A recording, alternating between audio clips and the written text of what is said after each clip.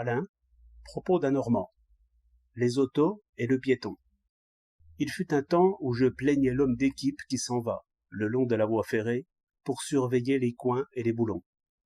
Maintenant je suis d'avis que la promenade qu'il fait est moins dangereuse que beaucoup d'autres. Les trains qui le menacent, il les connaît. Il sait à 1 centimètre près où ils passeront. Il sait qu'ils ne s'écarteront pas de leur route pour le happer au passage.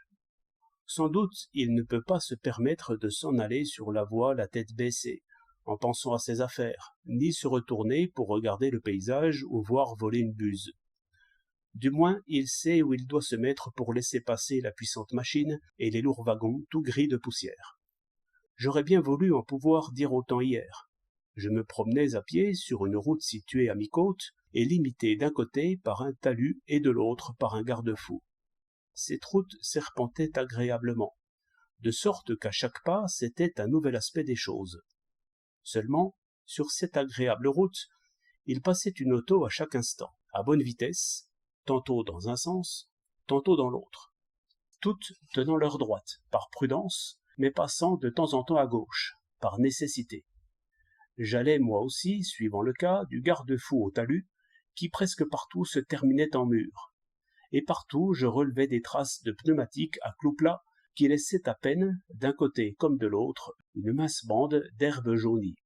Et, à peine si je me consolais en faisant quelques réflexions amères sur l'inégalité des fortunes, car la réflexion console de tout, con, un sévère avertissement que je comprenais très bien, avertissement du chauffeur au piéton. Et là-bas, piéton, vous dormez? Vous ne voyez donc pas cette charrette qu'il faut que je dépasse? Ou cette autre machine que je ne vais pas mettre en morceaux pour vous faire plaisir? Con, la place ne manque pourtant pas dans le monde. Vous pouvez aller à travers champs, et moi non.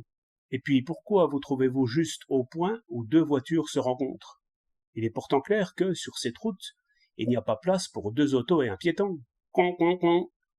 Je me colle au rocher, j'entrevois une bête à lunettes, un gros homme rouge aux yeux bouffis, une jolie femme entortillée d'écharpe et un nuage de poussière.